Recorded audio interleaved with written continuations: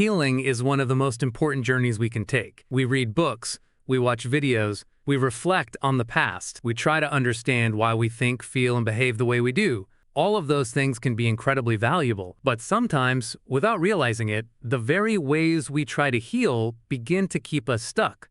Not because healing is the problem, but because we can become so focused on understanding ourselves that we forget to keep living our lives. Today, we're going to explore why some common attempts to heal can unintentionally prevent growth, what psychology tells us about these patterns, and how to move forward without becoming trapped in the endless pursuit of feeling completely fixed.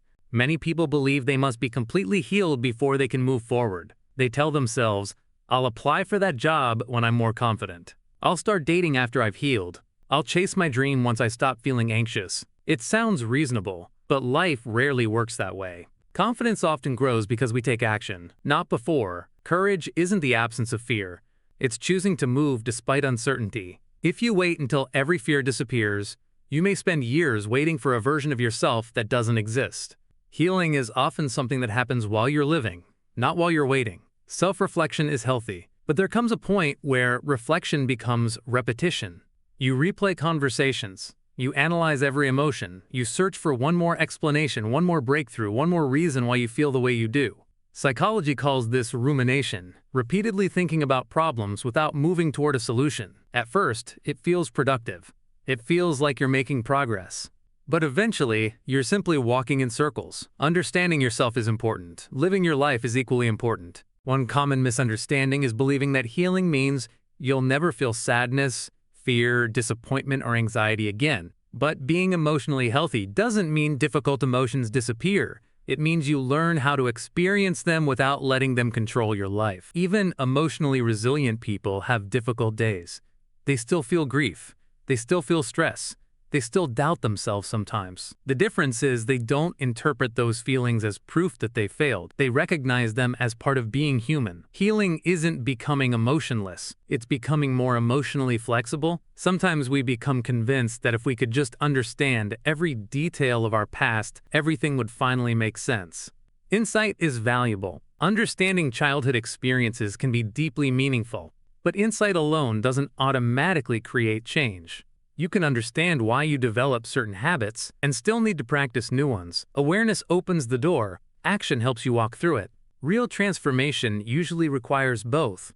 When people begin healing, it's natural to spend time looking backward. You examine old experiences, you process painful memories, you recognize unhealthy patterns. That's an important part of the journey. But eventually, healing asks a new question. Not, "What happened to me?" but, "What kind of life do I want to build now?" That shift changes everything. Instead of becoming defined by your past, you begin creating your future. You start developing new habits, new relationships, new goals, new experiences. Healing becomes less about escaping the past and more about building a meaningful present. Many people expect healing to arrive as one dramatic breakthrough, one day where everything suddenly changes. But real healing is often much quieter. You notice that a situation doesn't upset you as much as it once did. You recover from disappointment a little faster. You speak more kindly to yourself. You set healthier boundaries. These changes may seem small, but they're evidence that your mind is changing. Don't overlook quiet progress because it doesn't feel dramatic. The deepest transformations usually happen gradually. If you've been trying hard to heal, first recognize something important. Your effort matters. Wanting to grow is not something to be ashamed of, but don't let the pursuit of healing become another way of postponing your life. You don't need to have every answer before taking the next step.